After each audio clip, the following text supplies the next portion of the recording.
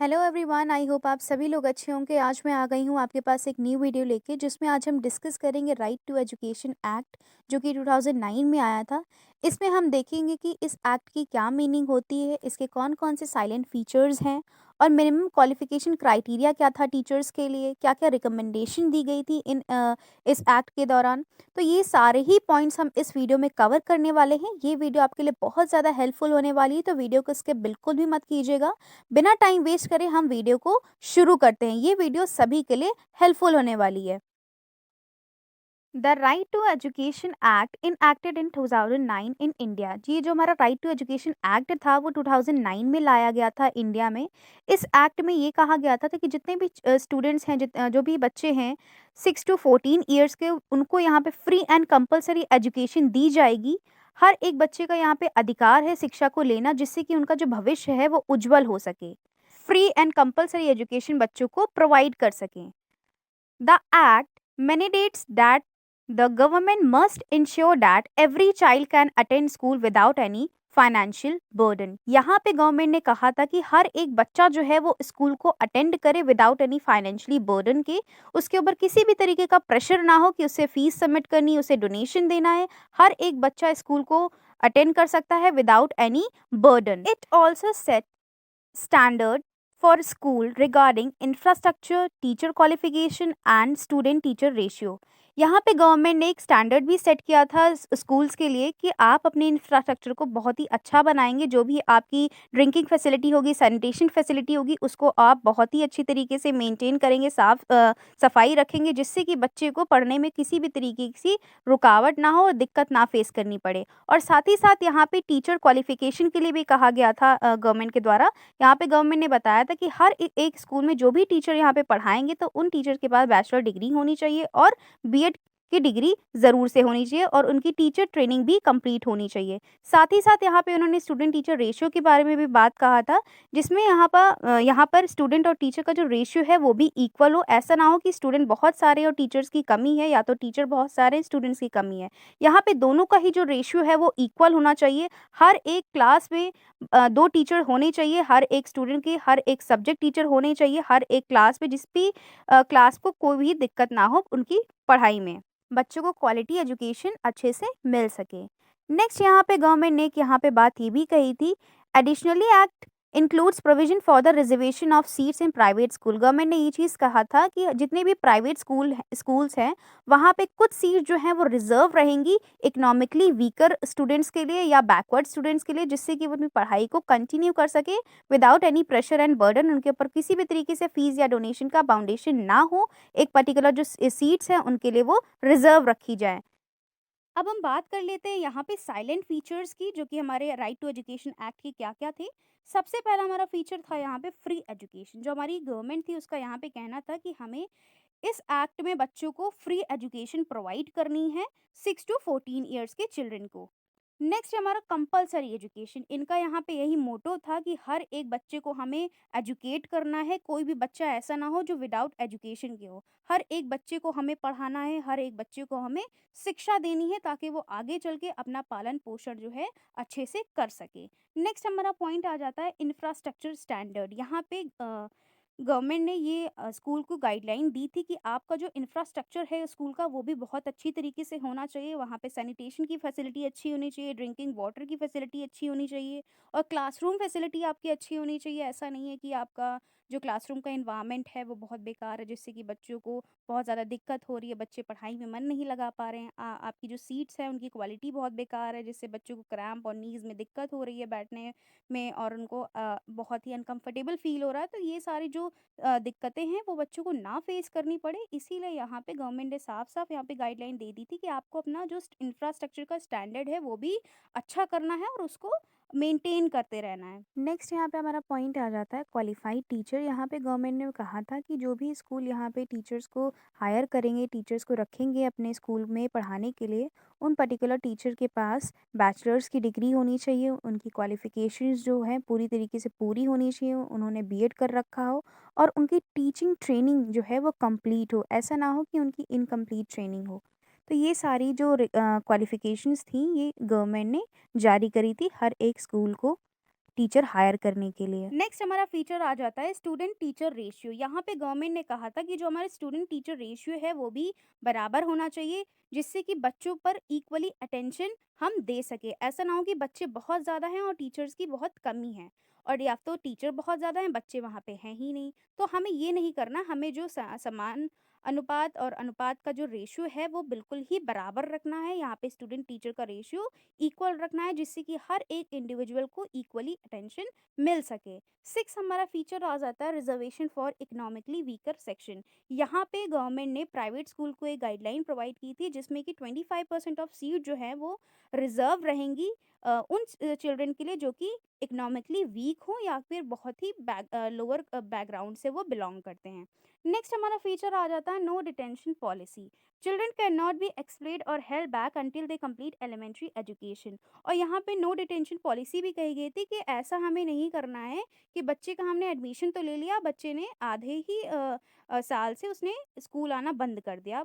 तो हमें ये जो नो डिटेंशन पॉलिसी भी है उसको भी ध्यान में रखना है कि कोई भी बच्चा जो है वो बीच में अपनी एजुकेशन को डिस्कनेक्ट ना करे, उसकी पूरी शिक्षा जो है वो कंप्लीट हो। ये जो रिस्पॉन्सिबिलिटी है ये स्कूल और टीचर्स को दी गई थी कि वो ध्यान में रखे कि कोई भी बच्चा जो है अपनी पढ़ाई को डिसकंटिन्यू ना करे। किसी भी कोई भी कारण है तो उसको जांचे समझे और उन्हें बताएं, और उस चीज़ को ध्यान में रखे कि हर एक बच्चा जो है अपनी एजुकेशन को टाइम से कंप्लीट करे। नेक्स्ट हमारा फीचर आ जाता है मिड डे मील का। Provision for nutrition mid day meal meals to promote health and encourage attendance. यहाँ पे गवर्नमेंट ने कहा था कि हमें स्टूडेंट्स को मिड डे मील्स भी प्रोवाइड करनी है, जिससे कि उनकी हेल्थ भी अच्छी रहे और उनको प्रॉपर न्यूट्रिशन मिल सके, और साथ ही साथ अटेंडेंस भी हमारे स्कूल की मेंटेन रहेगी। बच्चे इसी बहाने जो है वो रोज़ स्कूल आया करेंगे कि उन्हें खाने को भी मिलेगा और साथ ही साथ वो पढ़ भी सकेंगे, तो दोनों चीज़ यहाँ पे कंटिन्यू होगी। तो गवर्नमेंट ने यही स्कीम लॉन्च की थी कि बच्चा आएगा तो साथ ही साथ उसको खाना भी हमें यहाँ पे प्रोवाइड करवाना है, जिसकी उसकी हेल्थ भी अच्छी रहे और वो पढ़ाई भी कर सके। अब हम यहाँ पे बात कर लेते हैं minimum qualification criteria for teachers. यहाँ पे गवर्नमेंट ने एक क्राइटेरिया फिक्स किया था कि टीचर को क्या मतलब यहाँ पे उसकी क्वालिफिकेशन होनी चाहिए एक स्कूल में पढ़ाने के लिए। तो सबसे पहले यहाँ पे गवर्नमेंट ने कहा कि हर एक टीचर के पास बैचलर डिग्री होनी ही चाहिए। Teacher must have at least a bachelor degree, उनके पास एक ग्रेजुएशन की डिग्री होनी चाहिए, और साथ ही उनको क्या होना चाहिए, बीएड होना चाहिए, जिससे कि वो क्लासरूम में अच्छे से वो पढ़ा सके, उन्हें पता हो कि किस तरीके से टीचिंग की जाती है। नेक्स्ट यहाँ पे बताया गया teacher training. They should complete training programme recognised by the national council of for teacher education. और हर एक टीचर को ये देखना है कि हमारी जो टीचर ट्रेनिंग है वो कंप्लीट है कि नहीं, जो कि national council for teacher education के द्वारा दी जाती है हर एक टीचर को। नेक्स्ट हमारी क्वालिफिकेशन यहाँ पे बताएगी professional development. Continuous professional development through workshops and seminars is encouraged. यहाँ पे क्या है कि प्रोफेशनल डेवलपमेंट जो है जो टीचर्स का वो हमें वर्कशॉप और सेमिनार्स के थ्रू जो है वो करवाते रहना है, जिससे कि उनका जो मोटिवेशन है वो बराबर रहे। टीचर्स भी यहाँ पे इनकरेज्ड किए जाए कि हाँ आपकी किस तरीके से कैसे क्या ट्रेनिंग चल रही है और किस तरीके से आपको नए नए मेथड्स अपनाने हैं और बच्चों को अच्छी तरीके से पढ़ाना है। नेक्स्ट यहाँ पे क्वालिफिकेशन की बात करी गई स्टेट रेगुलेशंस। इंडिविजुअल स्टेट्स में have additional specific criteria based on local educational needs. और यहाँ पे हर एक स्टेट के लिए बताया गया है कि आपके जो भी आप पर्टिकुलर स्टेट के बिलोंग जिस भी स्टेट से करते हो वहाँ की कुछ गाइडलाइंस होती हैं, वहाँ के कुछ रूल्स होते हैं, कुछ रेगुलेशंस होते हैं, वो भी वहाँ पे टीचर्स को फॉलो करने होंगे। जो भी एजुकेशन वहाँ पे नीड्स होंगी उन नीड्स को भी फुलफिल करना पड़ेगा। तो आई होप ये आपको मिनिमम क्वालिफिकेशन क्राइटेरिया जो है टीचर का अच्छे से समझ में आ गया होगा। अब यहाँ पे हम बात कर लेते हैं recommendation of the RTE act. कौन कौन सी यहाँ पे रिकमेंडेशन दी गई थी इस एक्ट के द्वारा। सबसे पहले रिकमेंडेशन दिया गया था establishment of school. encourage the establishment of school in every locality for better accessibility. यहाँ पे क्या कहा गया था कि हर एक एरिया में ज़्यादा दूर दूर स्कूल नहीं रखे जाएंगे, पास पास की ही लोकेशन में स्कूल रखे जाए, जिससे कि बच्चों को एजुकेशन लेने में दिक्कत ना हो। ऐसा ना हो कि उनको 14-15 किलोमीटर बहुत चल के या उनको कन्वेंस से जाना पड़ रहा है, जिससे कि वो अपनी एजुकेशन लेने में बहुत उनको डिफ़िकल्टी फेस करनी पड़ रही है। तो ऐसा भी सिस्टम हमें नहीं करना है। 1-1 किलोमीटर पे 2-2 किलोमीटर पे हमें गवर्नमेंट स्कूल जो हैं वो बनाने हैं, जिससे कि हर एक बच्चा आसानी से अपनी एजुकेशन को कंप्लीट कर सके। नेक्स्ट हमारा रिकमेंडेशन आ जाता है teacher training. Implement regular training programme for teacher to improve their skill. यहाँ पे टीचर्स के लिए भी बात कही गई थी कि हमें टीचर्स को प्रॉपर ट्रेनिंग प्रोवाइड करनी है, जिससे कि उनकी जो स्किल्स हैं वो भी इम्प्रूव होती रहे। नेक्स्ट हमारी रिकमेंडेशन आ जाती है curriculum development. Create a child friendly and inclusive curriculum that meets diverse need. यहाँ पे कहा गया है कि करिकुलम हमें ऐसी बनाना है जिससे कि हमारे हर एक इंडिविजुअल की नीड्स फुलफिल हो सके। ऐसा करिकुलम हमें नहीं बनाना है कि हर जो बच्चा है, कोई बच्चे कर पा रहे हैं, कोई बच्चा नहीं कर पा रहा है, क्योंकि हर एक जो इंडिविजुअल की पर्सनैलिटी होती है वो एक दूसरे से डिफर होती है। आप क्लास में देखते हो एवरेज स्टूडेंट होता है, बिलो एवरेज होता है और टॉपर बच्चा होता है। तो करिकुलम ऐसे सेट किया जाता है कि हर एक बच्चा जो है वो उस करिकुलम को पढ़ सके, उस पढ़ाई को अपनी कंप्लीट कर सके। हमें बच्चों की नीड्स और इंटरेस्ट के अकॉर्डिंग सिलेबस को यहाँ पे बनाना है और इंक्लूसिव करिकुलम बनाना है। हर एक बच्चे को एक ही जैसा सिलेबस हमें प्रोवाइड करना है। नेक्स्ट हमारी रिकमेंडेशन आ जाती है monitoring and evaluation.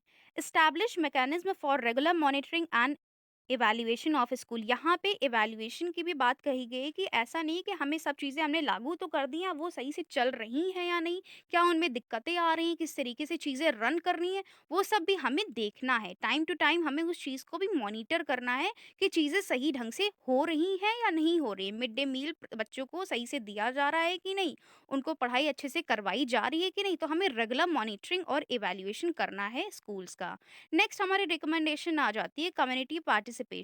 Promote community involvement in school management and decision making. यहाँ पे कम्युनिटी पार्टिसिपेशन के लिए भी कहा गया है कि जितने भी कम्युनिटी के लोग हैं, उनको ये बताया जाए कि ज़्यादा से ज़्यादा आप स्कूल के मैनेजमेंट में, उनके सिस्टम में, उनके डिसीजन मेकिंग में आप इन्वॉल्व हों, जिससे कि आप भी अवेयर हों और आप भी अपनी रिकमेंडेशन, अपनी इच्छाएं आप यहाँ पे प्रकट कर सकते हैं, बता सकते हैं कैसे हम चीज़ों को सुधार कर सकते हैं। आप यहाँ पे इन्वॉल्व होके अच्छे तरीके से अपने आइडियाज़, अपने थॉट जो हैं वो शेयर कर सकते हैं। तो यहाँ पे कम्युनिटी पार्टिसिपेशन की भी बात कही गई थी। नेक्स्ट हमारी रिकमेंडेशन आ जाती है awareness programme. Conduct campaign to raise awareness about the right to education act and importance of education. यहाँ पे बताया गया था कि हमें अवेयरनेस प्रोग्राम भी हैं वो चलाने हैं, जिससे कि हर एक बच्चा, हर एक बच्चे के पेरेंट जो हैं वो अवेयर हों इस राइट टू एजुकेशन एक्ट के बारे में, और एजुकेशन क्यों ज़रूरी है, उसका हमें क्यों लेना चाहिए, आगे चल के इसके क्या-क्या फ़ायदे हैं, हमें सारे ही फ़ायदों को यहाँ पे इस कैंपेन में बताना है, जिससे कि हर एक बच्चा और हर एक बच्चे के पेरेंट जो हैं वो अवेयर हों और अपने बच्चे को स्कूल भेजें।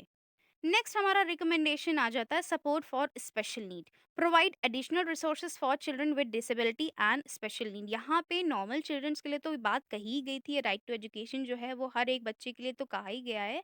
साथ ही में जो बच्चे डिसेबल हैं, जिनको कोई भी तरीके की डिसेबिलिटी है, जिनको या हो सकता है कि थोड़ा सा आई साइड उनकी वीक वीक हो, या तो उनको थोड़ा सा सुनाई कम देता हो, या तो उनको बहुत सारी तरीके की डिसेबिलिटी होती है, तो हर एक बच्चे की अलग अलग डिसेबिलिटी होगी। तो यहाँ पे हमें उस डिसेबिलिटी को इग्नोर नहीं करना है, उनके लिए भी यहाँ पे फैसिलिटीज़ को क्या करना है, हमें प्रोवाइड करना, उसका भी अरेंजमेंट इस एक्ट में किया गया था।